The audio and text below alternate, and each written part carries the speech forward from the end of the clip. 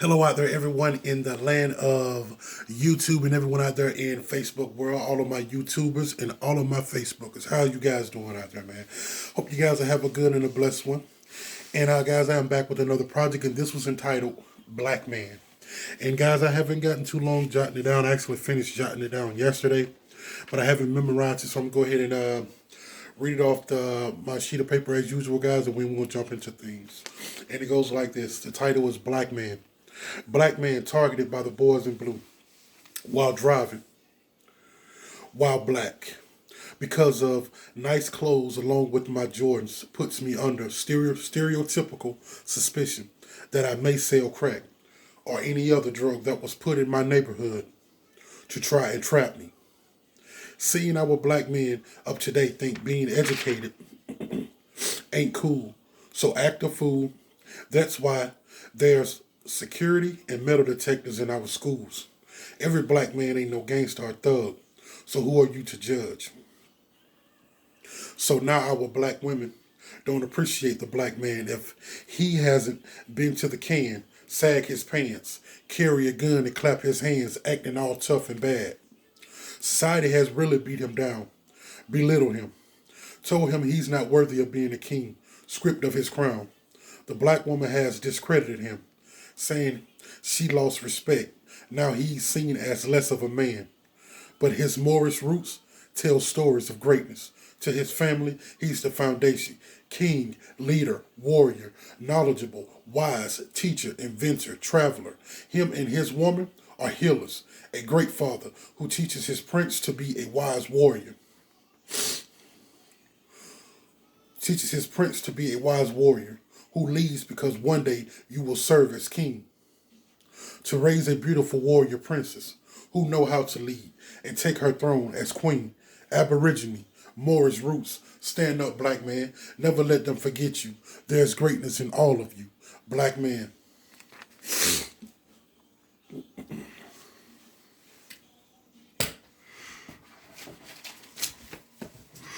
And that's the thing with us as black men today. We've forgotten, who we are and what we stand for. We don't really know who we are, where we come from, and they have beaten us down so much.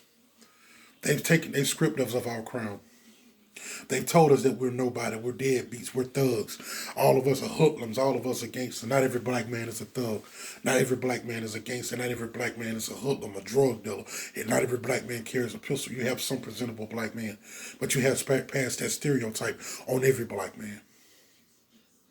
See, nowadays, it's okay for you to go to any other neighborhood, but not my neighborhood, and wear a hoodie. Because now us as black men, we're getting shot down for just having on a hoodie. Nowadays, us as black men, they tell us to put up our hands. But then they shoot us down because they said that we were a threat. They felt threatened for their life. There's no such thing. Nowadays, the black man think being educated is not a cool thing, so he sag his pants, he speak with slang terminology, and it's sad to say some of them can't even read, write, comprehend, let alone even fill out a job application on their own. That's what we have. That's how we've been setting ourselves back as black kings. A lot of us would be heading ourselves, taking our own crown and throwing it on the ground because we don't even know who we are. You're so confused, and they've taught us that all we were was some getting our back beat slaves, some big sorry black men who did everything Master said. That's not true. Your Aborigine Moorish roots tell stories, man, of greatness.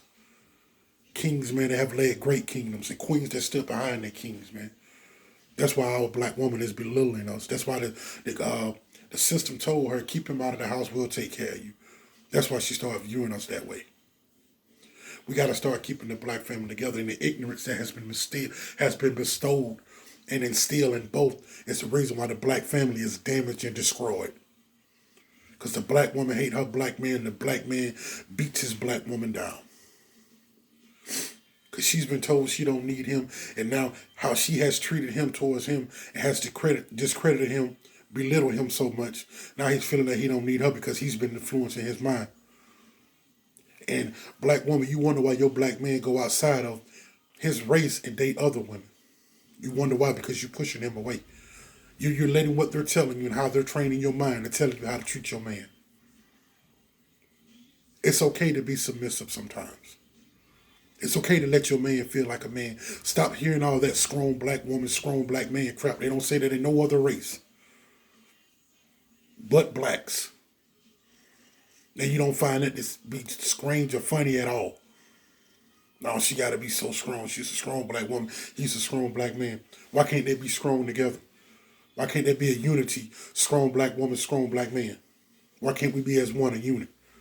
Why we already got to be one as individualized? And another reason how black men, why we're being discredited and beat down so much, man, because we thrive off ignorance and stupidity because it's put into our neighborhood. Everything around us is going to influence us in one way or another until we break away. Until we see how it is designed. We fall right into the trap each and every time. No generation has fully broke the chain. No generation has fully broken it. What you wonder why we don't have no real wealth. You wonder why we don't have no ownership.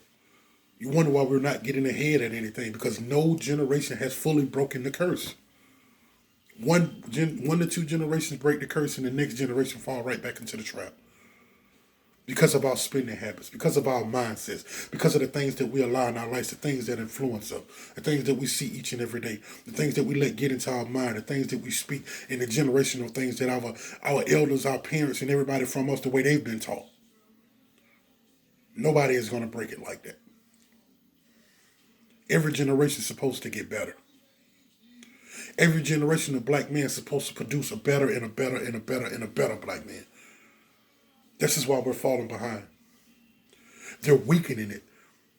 Instead of us producing the better and better black men, we're producing ignorant, stupid, uneducated.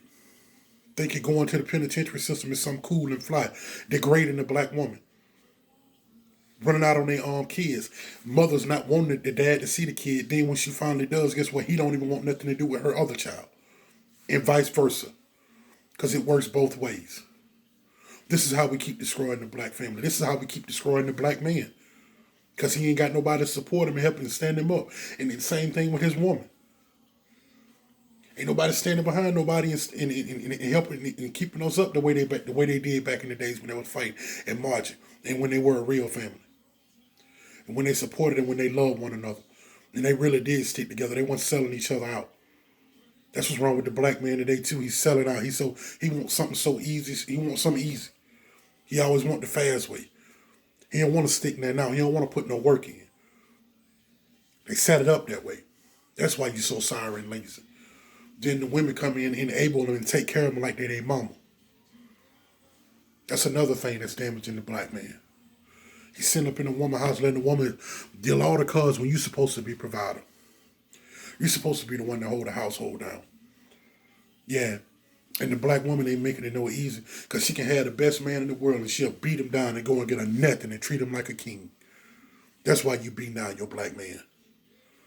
That's why he feel like he ain't nothing and he ain't nobody and he don't care too much for you. That's why.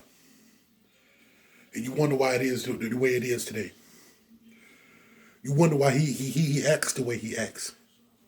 Not all, but I'm saying some. Because you still got some good black men out here. Y'all just looking over them because y'all too busy trying to get your thug, your hustler, your baller, and all of these other guys. These guys ain't looking for you like that. They ain't checking for you like that. But you get a perfectly good dude. What a vision. He got sight and he got a vision for life. And you're a dog in mind. As soon as he get to the mountaintop, that's when you try to come back. He's forgotten all about you now, sugar. You had your chance. You could have been the perfect woman for him. He probably saw you in his future. But you didn't want to fit in and play your part when he was trying to build himself up. That's another way y'all describe a black man. When he's trying to build himself up and trying to become somebody and do something in life, you beat him down. You tear him down. You tell him he ain't going to never be nothing and he ain't going to never be nobody. Got to change that, man. Somebody has to change the narrative to that. Somebody got to let him be the better person. Somebody got to pick him up, make him feel like a king so he can be as his ancestors did, as the men before him were. Providers, hard workers, farmers, travelers. He was handy. He knew how to work with his hands. He was great with his mind. Had love in his heart. Had a good, pure spirit. And his woman knew when she had his heart, they put their minds together to build. And she knows she'll always keep him because she love him enough and she makes sure she take care of his stomach. Nowadays, they don't do that no more. Now all she know is microwave. All he know is fast food this, fast food that. As long as she look good and she fine, I don't care if she don't have the traits of a real good woman. This is how they destroying the black man. But somebody got to change the narrative for the next generation because we're supposed to get better each and every generation. When we going to stop killing each other, hating on each other, mean mugging each other, trying to come and play each other and manipulate each other and all this other ignorant stuff that we do as black men towards our brother. But it was time for you to go help him up and help him do something positive and constructive and productive with his life. You'll think twice about that. But if you had to go grab your 9 and shoot him and empty the whole clip, you quick to go do that because that's the ignorance that they've been instilled in us. That's the stereotypical sticker that's on us. That's why we come up on a suspicion.